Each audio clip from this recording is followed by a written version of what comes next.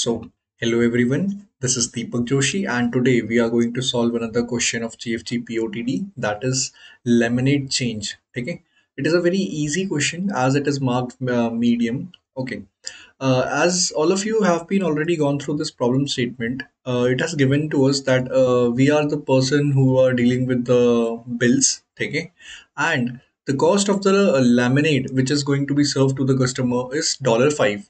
Okay, and what we need to do is we have to give only one laminate to each customer and collect the revenue. If the amount paid by the customer is more than $5, then we have to provide change to the customer. So we have to write an algorithm in such a way that that whether we are able to provide changes to the customer or not. If we are able to provide the changes to the customer, then we have to return true, else we have to return false. Okay, let us take this particular example. ठीक है, कैसे approach करेंगे यहीं से सीखना है. ठीक है, सवाल के एग्जाम्पल को देखकर ही हम सीखते हैं कि इंट्यूशन कैसे डेवलप होती है. ठीक है, तो जैसे मान लो ये हमें दिया हुआ है एंड अब मुझे क्या करना है. अगर मैं कैशियर होता तो सबसे पहले मैं देखता क्या मेरे पर्स में अभी खुले हैं या नहीं है. मान लो अभी नहीं है. ठीक है, तो पहला केस तो बड़ा आसान है. ठीक है, मैं कहूँगा $5 का ही काम था और $5 मुझे मिल गए तो मैंने ले लिया. ठीक है, तो मैं यहाँ पे क्या करूँगा, मैं यहाँ पे $5 के नोट काउंट करूँगा. तो इनिशियली मेरे पास एक नोट था. अच्छा, एक और $5 है तो दो नोट हो गए अब मेरे पास. ठीक है, फिर अब एक और $5 है तो ठीक है मेरे पास तीन नोट $5 के हो चुके हैं. अब यहाँ पे 10 दिया कस्टमर ने, तो मैं क्या करूँगा, मैं कहूँगा ठीक है अब $10 का भी काउंट रखो. $10 का एक नोट हो गया है मेरे पास, लेकिन अब मुझे कस्टमर को लौटाना भी है. तो लौटा कितने लौटाने हैं, पाँच. $5 बेसिकली. तो यहाँ पे मेरे पास $5 के टू नोट्स हो जाएंगे. ठीक है, मैं बस काउंट रख रहा हूँ ओवरऑल, ताकि हिसाब रख रहा हूँ कि मैं आगे भी लौटा पाऊंगा कस्टमर को या नहीं. अब मेरे पास $20 है, तो $20 कस्टमर ने मुझे दिया, तो मैं यहाँ पे $20 का भी हिसाब रखूंगा कि अच्छा आई हैव $20 का वन नोट नाउ.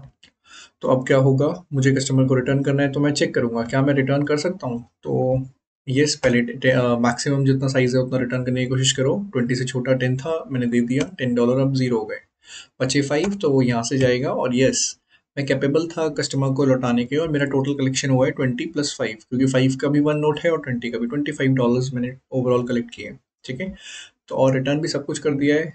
मतलब यहाँ पे हमने सारा जितना भी चेंजेस था वो हमने लौटा दिए हैं. तो यहाँ इस वाले केस में हम रिटर्न कर जाएंगे ट्रू.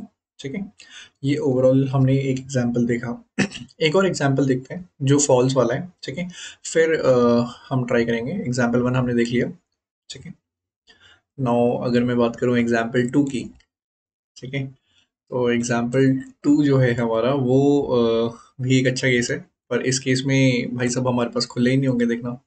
तो अगेन मैं क्या कर रहा हूँ, मैं $5 के नोट्स का काउंट कर रखूँ, सबका 5, 10, 15 सब, फिर 20 सबका. तो ये आ गया मेरे पास, तो मैंने 1 लिख दिया. ठीक है, फिर अब ये वाला भी आ गया, तो मैं यहाँ पे 1 हटा के 2 लिख दूंगा. ठीक है, अब 10 आया मेरे पास, तो पहले मैं 10 का हिसाब रखूँ अपने पास. तो $10 का अभी तक एक भी नोट नहीं था, तो यहाँ से मैं 10 उठा लूंगा. मैंने 10 उठा लिया और 1 कर दिया. अब मैं देखूंगा 10 से छोटा कोई नोट मेरे पास एग्जिस्ट करता है. यस करता है. 5 के करते हैं, 5 के दो नोट है लेकिन मेरे को देना एक ही है, तो मैं एक दे दूंगा और अपने 5 के काउंट को 1 कर दूंगा. देन एक और 10 का नोट, मैं कहूँगा ओके, मैं यहाँ पे इसको 2 कर दूंगा, और मुझे उसे चेंजेस लौटाने हैं. 5 है, 0 हो गया. अब 20, तो 20 रिटर्न करेंगे, लेकिन 20 रिटर्न हो नहीं पाएगा. क्यों, देखो 20 से छोटा 10 का नोट होता है, हमने दे दिया, 1 बचा. लेकिन अब हमें उसे 5 रिटर्न करना है और 5 हमारे पास है ही नहीं. तो इस केस में हम रिटर्न करेंगे फॉल्स. ठीक है, ये ओवरऑल कुछ कुछ चीज़ हमें समझ में तो आई है. देखो मैं इसको वेरिएबल्स के साथ जब हम ज़्यादा लिखेंगे तब हमें ये चीज़ ज़्यादा क्लियर होगी. ठीक है, मैं क्या करता हूँ, एक काउंट ऑफ 5 रुपी नोट बना लेता हूँ. काउंट 5 बना लेता हूँ, जिसे हम इनिशियली 0 बोलते हैं. एक बना लेते हैं हम काउंट 10, जो हमें $10 काउंट करके देगा. ठीक है, और एक हम बना लेते हैं काउंट 20. ठीक है, 20 जिसको हम इनिशियली सभी को हम 0 से स्टार्ट करेंगे. मैं यहाँ पे कॉमा हटा भी सकता था, तो इस तरीके से हम बना लेते हैं. ठीक है, ये हमने बना लिया है. नाउ अब मैं क्या करूँगा, मैं ट्रेस करूँगा पूरे के पूरे अपने एरे को, बिल्स एरे जो हमें दिया हुआ है. ठीक है, int i equals to 0. I is less than n i plus plus. मैं पूरे बिल्स एरे को ट्रेस करने वाला हूँ, और अब मैं इसके अंदर क्या करूँगा, मैं चेक करते जाऊँगा कि भाई साहब हमें जो अमाउंट आ रही है वो है कितनी। देखो, पहली जो अमाउंट अगर मुझे आती है, देखो पहले तो नॉर्मली मैं क्या करूँगा, सिंपल सी चीज़ है। पहले मैं क्या कर सकता हूँ, मैं सभी को अकाउंट इंक्रीज कर सकता हूँ। समझ रहे हो कि हमारे पास जो भी आया, जैसे समझो यहाँ पे अगर मेरे पास, मैं थोड़ा गलत टाइप कर रहा हूँ, अगर मेरे पास लेट्स से बिल्स, काफ़ी काफ़ी ज़्यादा सुबह है ना, तो मैं नींद में हूँ शायद, 3:02 हो रहे हैं सुबह के। ठीक है, तो बिल्स ऑफ आई अगर हमारा, देखो भाई साहब इतना गंदा टाइप कर रहा हूँ मैं। बिल्स ऑफ आई अगर हमारा लेट्स से 5 होता है, तो इसका मतलब है मुझे काउंट ऑफ 5 प्लस प्लस करना है। ठीक है, और अगर हमारा जो बिल्स ऑफ आई है, ठीक है, इससे बुरा मैं टाइप आज से पहले शायद ही किया होगा कभी, तो बिल्स ऑफ आई अगर 10 के बराबर है, तो हम यहाँ पे काउंट ऑफ 10 कर देंगे प्लस प्लस। ठीक है, और अगर कभी ऐसा होता है भाई, और कभी ऐसा होता है कि बिल्स ऑफ आई हमारा 20 के बराबर होता है, तो हम काउंट अगेन प्लस करेंगे, काउंट ऑफ 20 प्लस प्लस। ठीक है, यहाँ तक तो आप कहेंगे ये तो मैंने भी सोच लिया था दीपक जी, पर आप हमें और कुछ बताएं।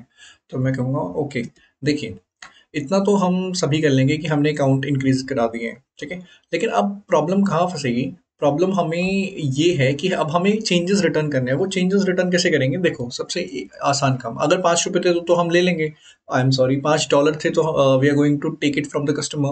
But if it is greater than 5, ARR of I is greater than 5, then in this particular case we have to return the change to the customer। ठीक है, तो we have to handle this particular case कि ARR of I is greater than 5। तो हम क्या करते हैं, सबसे पहले मैं जो भी मेरा चार्ज है पहले वो डिडक्ट कर लेता हूँ, क्योंकि 5 रुपये तो मेरी सर्विस का चार्ज था, दैट इज लेमिनेट का चार्ज, हमने वो डिडक्ट कर लिया।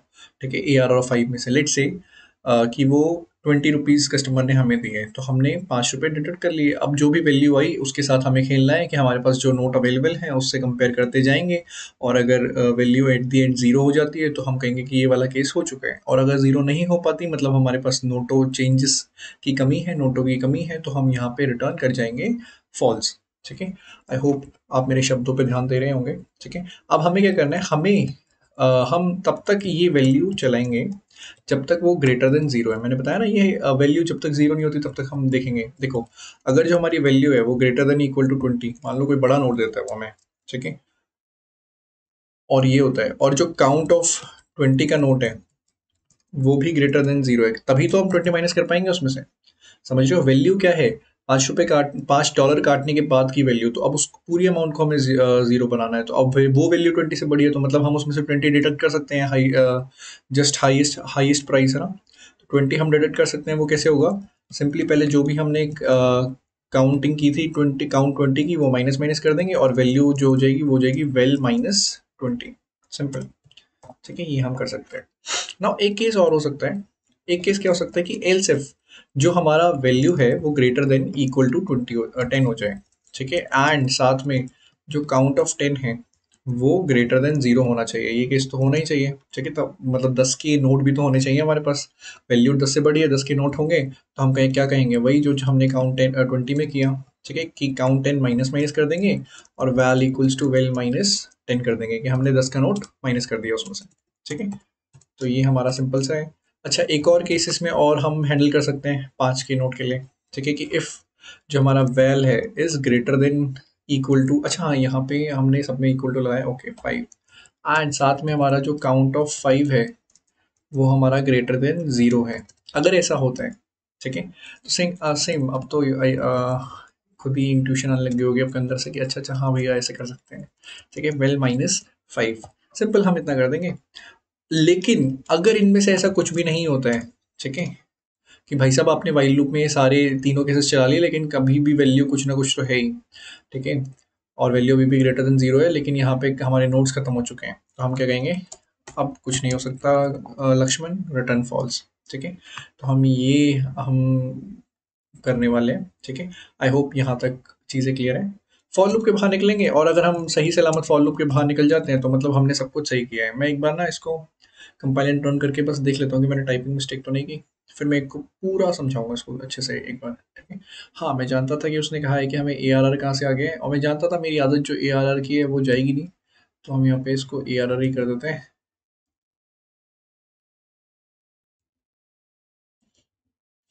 और एआरआर कहाँ लिखा है हमने? बाकी सब सही है।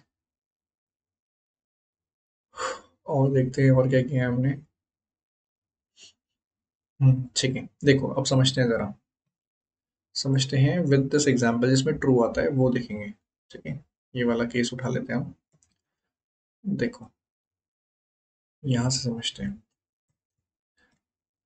मान लो सबसे पहले हमारे पास वैल्यू 5 आई, तो ये 5 आई तो यहाँ पे तो नॉट ग्रेटर देन 5 है, तो वो सिंपली क्या करेगा, वो यहाँ आएगा और काउंट ऑफ 5 को प्लस प्लस कर देगा, तो अभी हमारा काउंट ऑफ 5 1 हो जाएगा, ठीक है? सिंपली हमने इतना किया और ये 5 हमारा हट गया। ओके, देन हमारे पास ये 5 आया, अगेन इफ नहीं चलेगा और ये यहाँ आएगा, फिर ये काउंट ऑफ 5 को 2 कर देगा, ठीक है? तो हमें इस 5 को हटाना है, ये 5 भी चलेगा क्योंकि हमने ले लिया, यही तो अमाउंट थी लेमिनेट की। फिर तीसरा 5 आया तो इसको भी हम हटाएंगे और यहाँ पे आके काउंट ऑफ 5 को प्लस प्लस कर देंगे। मैं समझा रहा हूँ कि ये कोड रन कैसे करेगा, ठीक है, जिन्हें नहीं समझ में आया। अब 10 आया हमारे पास, अगेन ग्रेटर देन 5, तो वो कहेगा पहले इसमें से 5 काट लो, तो हम कहेंगे ठीक है, 10 माइनस 5, तो वो हमें कहेगा 5 मिला आपको, हमने कहा ठीक है। अब वो देखिएगा 5, जो 5 है वैल्यू अगेन 0 से बड़ी है, और जो 5 है वो कब कहाँ पे चल रहा है, वो 20 वाला केस नहीं चलेगा, 10 वाला केस नहीं चलेगा, वो चलेगा ये वाला केस 5 वाला। वो देखेगा क्या मेरे पास काउंट ऑफ 5 ग्रेटर देन 0 है, तो मैं देखूंगा काउंट ऑफ 5 3 है, तो वो कहेगा हाँ, तो काउंट ऑफ 5 को माइनस माइनस कर दो, तो वो काउंट ऑफ 5 को 2 कर देगा और कहेगा वेल माइनस 5 कर दो, तो यहाँ पे वेल माइनस 5, 5 माइनस 5 इज 0 हो जाएगा। तो वो कहेगा वैल्यू 0 हो गई, वाइल लूप ब्रेक करो, वाइल लूप ब्रेक होगा और फिर वो यहाँ नीचे आएगा, वो काउंट ऑफ देखेगा एयर ऑफ आई कितना था, 10 था, तो वो 10 को यहाँ पे प्लस प्लस कर देगा, तो वो 1 कर देगा, ठीक है? ये सारा केस होगा और हमारा यहाँ से 10 को वो बाय बाय करेगा, ठीक है? समझ में आया? तो ये हमारा ओवरऑल केस हुआ।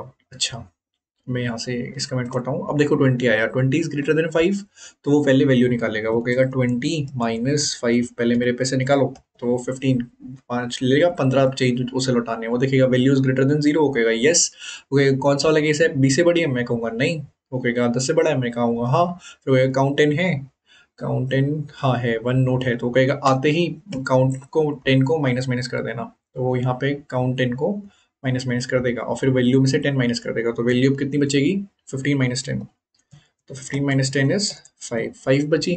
फिर वाइल लूप चलेगा, देखेगा कौन सा केस, वो कहेगा ये वाला, कहेगा काउंट 5 है, तो वो कहेगा हाँ है, तो कहेगा इसको माइनस माइनस कर देना, काउंट 5 में देखो ना ये किया है, माइनस माइनस कर दो और 5 में से 5 माइनस कर दो, 5 माइनस 5 इक्वल्स टू 0, तो वाइल लूप ब्रेक होगा क्योंकि वो 0 हो चुका है ना, ग्रेटर देन 0 नहीं है। फिर वो यहाँ आएगा और यहाँ पे काउंट 20 को प्लस प्लस कर देगा, तो यहाँ पे वो 1 कर देगा और फिर वो बाहर निकलेगा फॉर लूप से क्योंकि सब कुछ खत्म हो चुका है, एरे का साइज भी, है ना? फिर वो रिटर्न करेगा ट्रू। तो ये ओवरऑल हमने कोड लिखा है, इसको एक बार रन करके देखते हैं और आई होप सबमिट होना चाहिए, ठीक है? कोई एक्स्ट्रा स्पेस हमने यूज़ नहीं किए और ये हमारा सबमिट भी हो गया, ठीक है? आई होप ये क्वेश्चन आप लोगों को क्लियर हुआ है। अगर कोई भी डाउट है तो आप मुझसे पूछ सकते हैं, ठीक है? फिर मिलेंगे किसी नए क्वेश्चन में। Bye bye, take care.